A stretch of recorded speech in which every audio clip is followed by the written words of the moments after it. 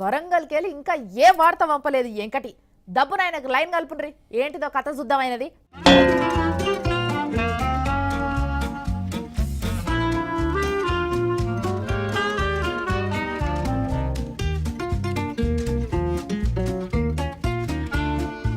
నువ్వెన్నా చెప్పన్నా ఇసొంటి టైంలలో మనకంచే హైదరాబాద్ వాళ్ళే నయం. అవునరా, నువ్వు చెప్తా అంటే నిజమే అనిపిస్తుందిరా. డబ్బున మనం కూడా హైదరాబాద్కే పోదామంటావా?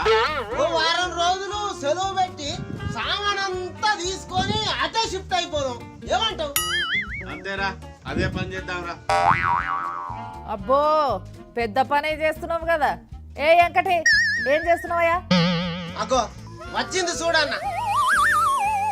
ఏందక్క, ఏం కావాలి? ఏం కావాలనా?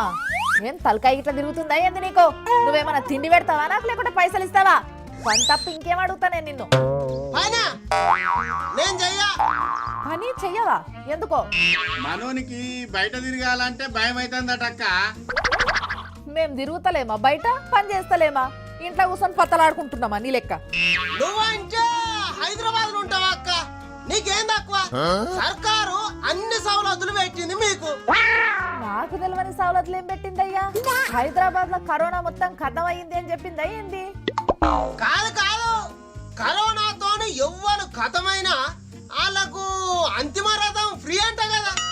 ఏంది? అదేనమ్మా, కరోనా శవాన్ని శ్మశానానికి తీసుకుపోయే బండి అందరికి ఫ్రీ అని కేటీఆర్ సార్ చెప్పిండట కదా.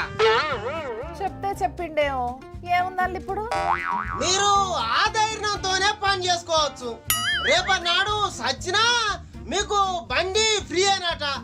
మాకు అసలు ఫ్రీలేం లేవిడా.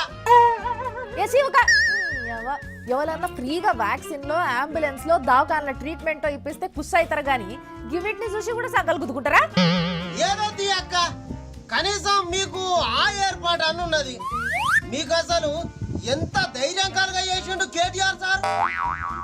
మంచి ఉన్నది. బతుకున్నప్పుడేమో ఏది ఫ్రీగా ఇయ్యంది, సస్తేనేమో బండి ఫ్రీగా ఇస్తారంట. అదేందో దాన్ని చూసి ఈ పిచ్చేంకటి ఫీల్ అవ్వడు. అదేందో ఇంకా నయము, శవాన్ని కాల్చేటందుకు కట్టెలు, అగ్గిపెట్ట, కిరోసిన్ కూడా ఫ్రీ ఇస్తాము అనలేదు పాడై.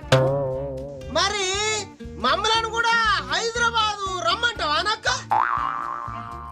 రా. అయ్యో ఎందుకు రావద్దు? వచ్చి ఆ శవాల బండ్లో ఊరేగుదు రా. ఏం మనిషిరా నువ్వు?